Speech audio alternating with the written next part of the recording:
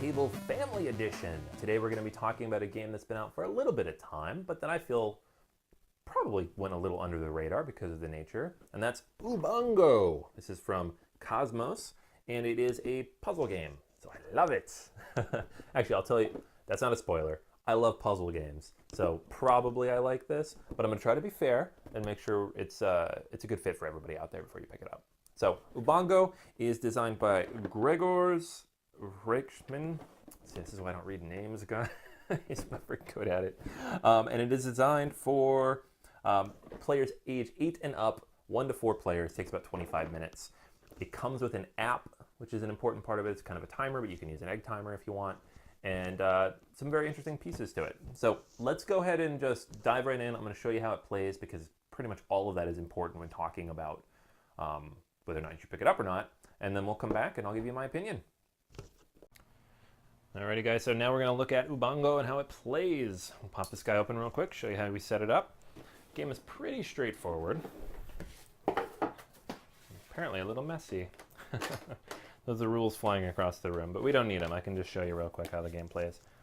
Alright, so out of the box we have all these puzzle tiles. This is the main scoring board. More puzzle tiles. And on each of these puzzle tiles, there are 2 sides. There's the easy side with 3 puzzle pieces, and then the harder side with 4. We'll show you those in a second. We have the gem board here, which is going to award gems for people based on completing different puzzles in a certain amount of time. Then there's a sand timer. You don't need the app to play the game, unless you're going to play solo, in which case this doesn't do you much good, but this is available. The die, which is going to determine which combination of pieces you have to complete. The gems here, this is what you're going to get, different point-wise.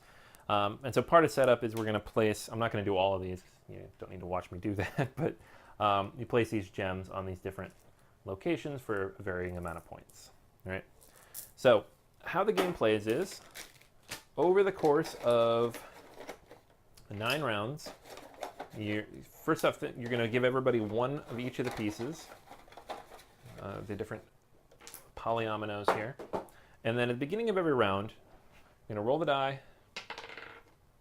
You're going to see which of the different puzzle combinations you're going to do. So on here it's coded. Each of these combinations can be placed on this board. So there's multiple solutions. Again, adding to replayability. So you're going to find the one you're doing. So here we have the yellow, the green, the blue. Start the time with the yellow, the green, the blue, and that's the wrong green. Get those, and then you have to basically puzzle these together in the amount of time that you're given. So you got to get to it quickly. And I got the wrong one there anyway, so there we go. So we did it. We're done. And then basically whoever gets done first is going to get a blue gem, second gets a brown gem, and then there's other ways you can get gems out of this bag here based on performance and how you complete everything.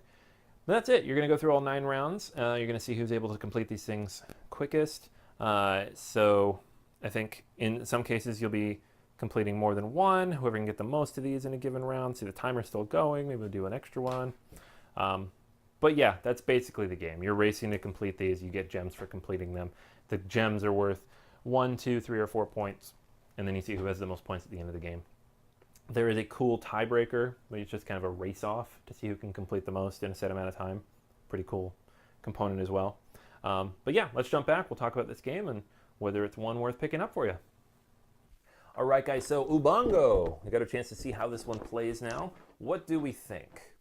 So the basic idea of the game is incredibly simple. You're taking these polyominoes, you're matching them on a map, you're basically solving a tangram puzzle, but with the polyominoes instead of triangles.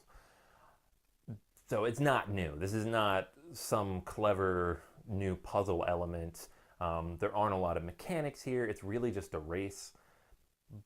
But the interesting parts of it are that A, the box comes with dozens of different puzzles to play through. B, the time element makes it so you're not always going to finish a puzzle, so there's a lot of replayability here.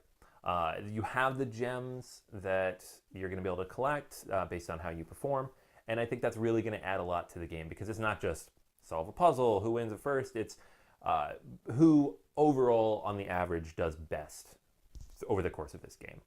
Now, it is interesting in a couple of ways. First off, you do have a lighter, easier mode with the 3 puzzle sides, or the 4 puzzle sides if you want it a little bit harder.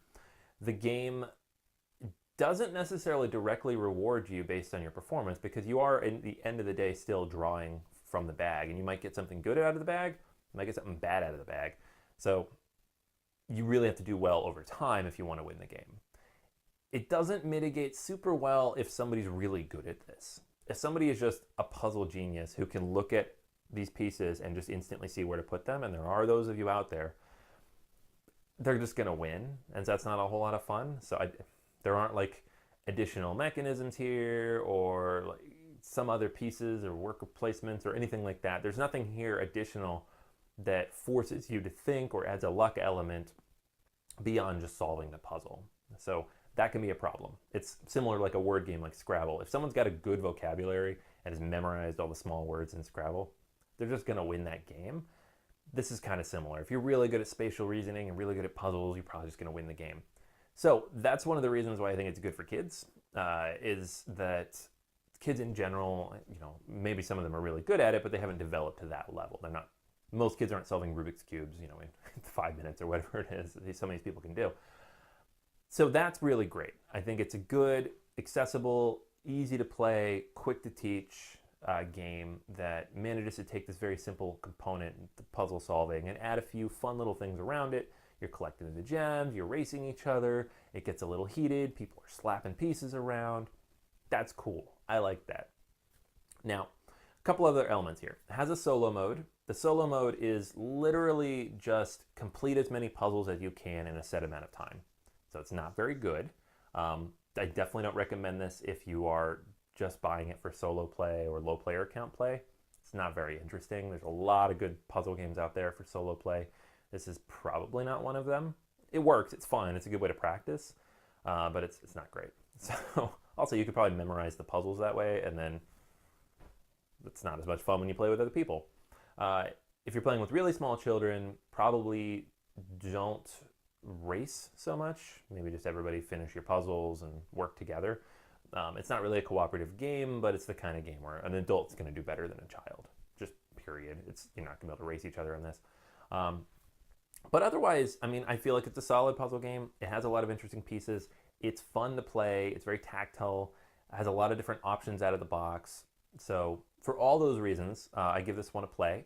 It is not for everybody. If you are listening to this and thinking, ugh, puzzle game, it is all puzzle game. There's no other elements here. It's not like Patchwork or Cottage Garden or any of these other games that are coming out of Germany lately, especially from Rosenberg, that have puzzles but some other elements to it. It's pure puzzle, very abstract. So don't see that elephant on the board and think it means anything other than telling you which pieces you're going to be pulling for the puzzle.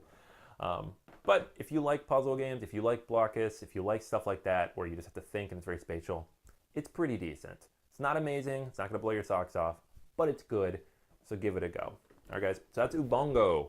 That is I think it's 4 or 5 years old now, puzzle game from Kosmos.